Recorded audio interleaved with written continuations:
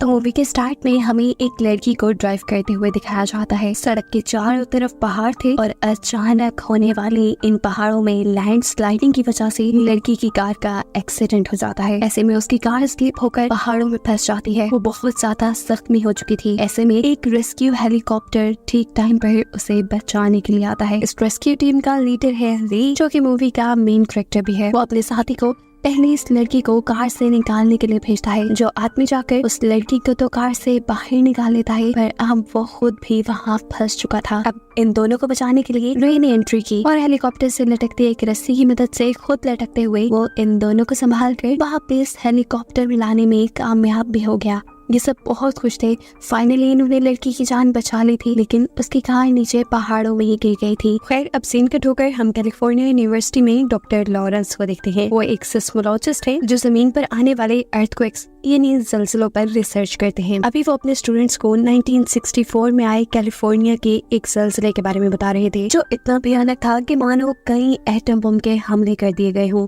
इसकी तबाही के असरात कई साल तक कैलिफोर्निया ने देखे। लॉरेंस बताते हैं कि ऐसा खतरनाक सिलसिला 150 साल में एक मर्तबा जरूर आता है। वो बताते हैं कि कैलिफोर्निया की सेंट एंड्रयूज की फोर्ट लाइन बिल्कुल जमीन की टेक्टोनिक प्लेट्स के ऊपर है, यानी कि अर्थक्वेक का खतरा इस जगह पर सबसे ज्यादा है। थोड़ी देर बाद हमें दिखाया जाता है कि जब डॉक्टर लॉरेंस अपने ऑफिस में थे, तब उनके एक कलीग उनके पास आते हैं और उन्हें बताते हैं कि अभी एक ज़लज़ला आया है। ये लोग फौरन अपना काम छोड़कर उस ज़लज़ले की शिद्दत को नापने के लिए चले जाते हैं। ये दोनों जाते हैं एक बहुत बड़े डैम के ऊपर, जहाँ से इन्हें इस अर्थक्वेक की शिद्दत को नापना था। और जब ये लोग ये काम कर रहे थे, एकदम से इनकी मीटर के ऊपर वेव्स चेंज हो जाती हैं। वेव्स का इतनी तेजी से बढ़ जाना खतरे से खाली नहीं था। इससे पहले कि लोग कुछ सोचते या करते, यहाँ एक बहुत ही भयानक ज़लज़ला आ जाता है। असल में वेव्स का बढ़ना ज़लज़ला आने की एक निशानी थी। सभी लोग अपनी जान बचाने के लिए वहाँ से भागते हैं। डॉक्टर लॉरेंस के कलीग भी अपनी जान बचाने के लिए यहाँ से भाग रहे होते हैं कि उन्हें तभी वहाँ डैम में फंसी हुई एक बच्ची नजर आ जाती है, जिसकी जान बचाते हुए वो जैसे ही आगे बढ़ते हैं तो एक और बड़ा ज़लज़ले का झटका उन्हें वहीं रोक देता है। वो उस बच्ची को बचाने के लिए डॉक्टर लॉरेंस की तरफ गिरा देते हैं और तभी आने वाला एक और भयानक झटका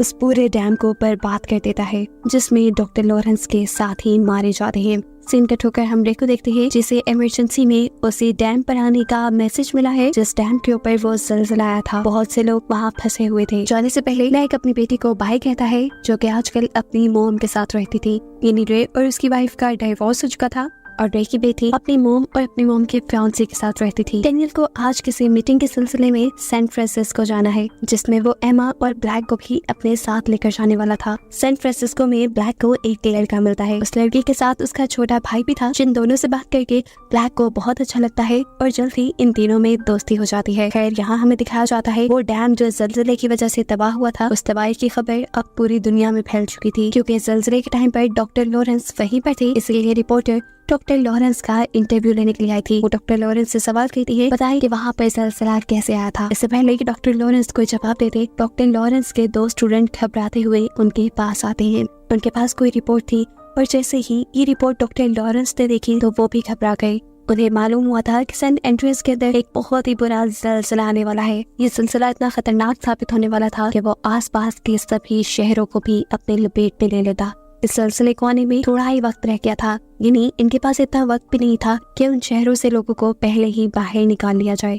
यहाँ हम रे की वाइफ एमा को देखते हैं, जो एक बिल्डिंग के टॉप पे एक रेस्टोरेंट में मीटिंग कर रही थी। अचानक उसके टेबल पे रखी सारी चीजें हिलने लग जाती हैं। असल में ज़लज़ला शुरू हो चुका था। इसी बिल्डिंग के साइड व्यू में हम देखते हैं कि वहाँ मौजूद सभी ब्रिजेस टूट चुके हैं।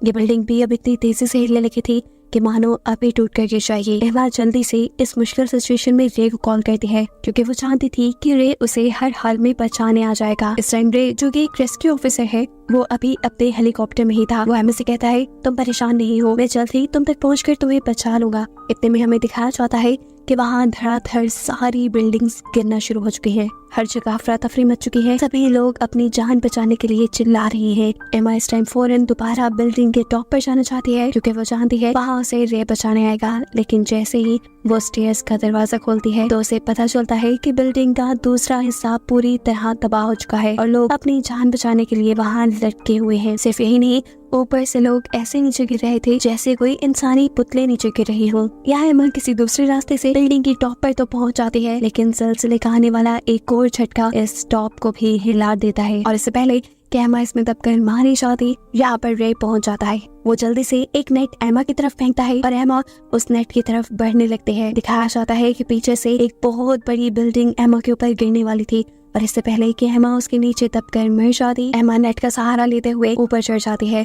इसी सारी तबाही में रे के हेलीकॉप्टर के ऊपर भी एक बिल्डिंग गिरने वाली थी, लेकिन रे यहाँ अपने हेलीकॉप्टर को टेढ़ा करते हुए बचा लेता है। फाइनली उसने एमा की जान बचा ली थी, लेकिन अब वो ऊपर से देख रहा था कि शहर की हालत बहुत ज्यादा खराब हो चुकी है। वहाँ की सारी बिल्डिंग्स तबाह हो चुकी है। सीन कट होकर हम सैन फ्रांसिस्को का सीन देखते हैं, जहाँ पर डेनियल और ब्लैक एक साथ थी। वो पार्किंग लॉट से एक साथ यहाँ से निकलने ही वाले होते हैं कि अचानक यहाँ पर भी बहुत बुरा ज़लज़ला आ जाता है, जिसकी वजह से इनके सामने वाली जमीन टूटकर इनकी गाड़ी उसमें धंस जाती है। डेनियल किसी तरह इस गाड़ी में से निकलकर अपने आप को बचा लेता है, लेकिन वो अब ब्लैक को इस गाड़ी से नहीं निकाल पा रहा था। वो मदद लेने के लिए बाहर जाता है तो देखता है कि हर जगह अफरा तफरी मची हुई है, बिल्डिंग्स टूट गई हैं और डरकर सब इधर उधर भाग रहे हैं। इतनी खराब हालत को देखते हुए उसे एहसास होता है कि उसे भी अपनी जान बचाने के लिए भागना चाहिए, इसलिए वो ब्लैक को खतरे में छोड़कर ही अपनी जान बचाने लग जाता है। ब्लैक जो अभी भी कार में फंसी हुई थी, इस टाइम उस पे एक लड़की की नजर पड़ती है। ये लड़का वही था जो अपने भाई के साथ सैन फ्रांसिस्को के एयरपोर्ट पे ब्लैक को मिला था।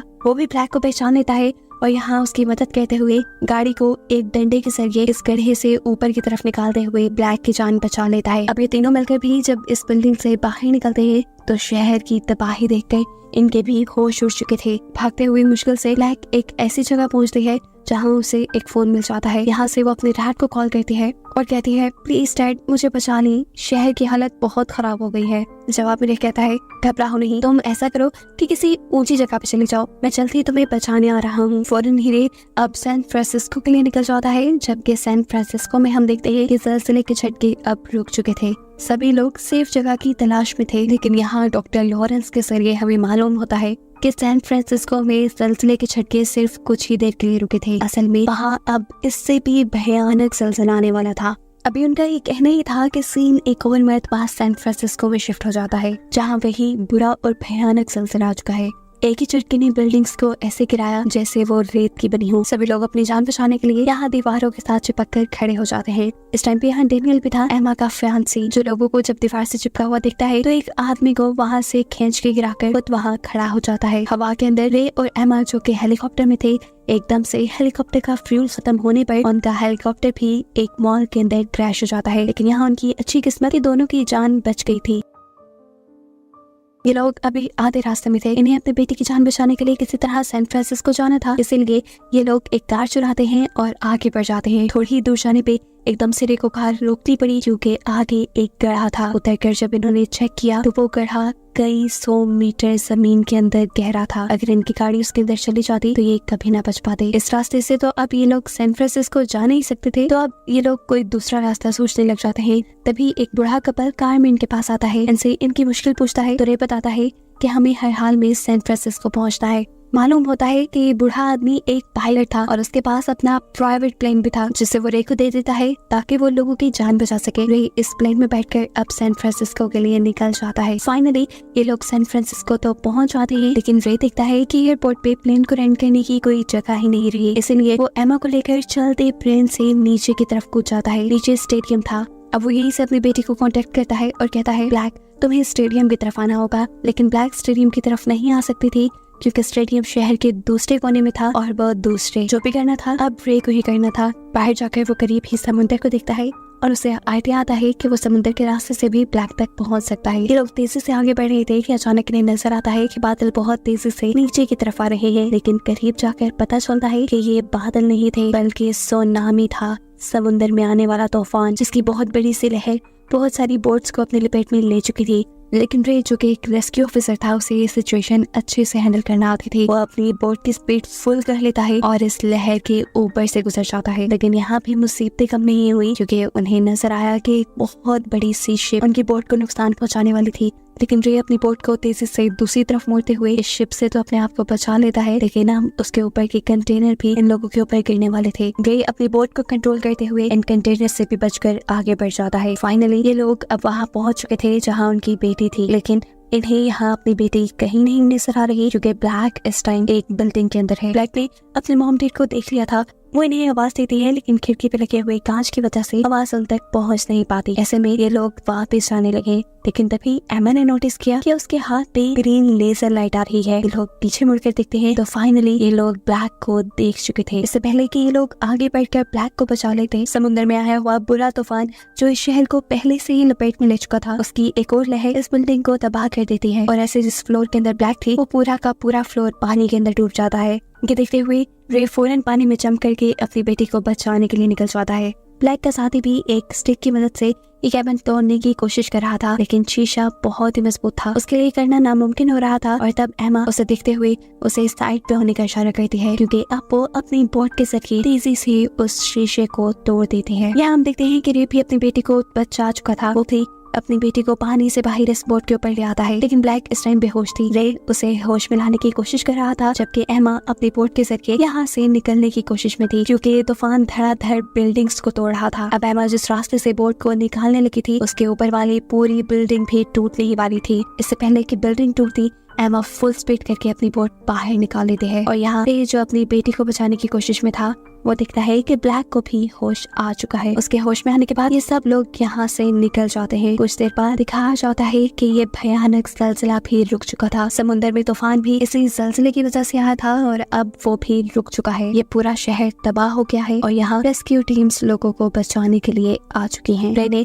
अपनी पूरी फैमिली के साथ साथ ब्लैक की दोस्त बेन और उसके भाई को भी बचा लिया था और इन्होंने यह फैसला किया था कि बेन भी अब उनके साथ ही रहने वाला है, क्योंकि उसके पेरेंट्स सही थे और यहाँ ब्लैक भी उसे पसंद करने लगी थी। इन लोगों को सेफ और एक साथ दिखाते हुए ये कहानी यहाँ खत्म हो जाती है।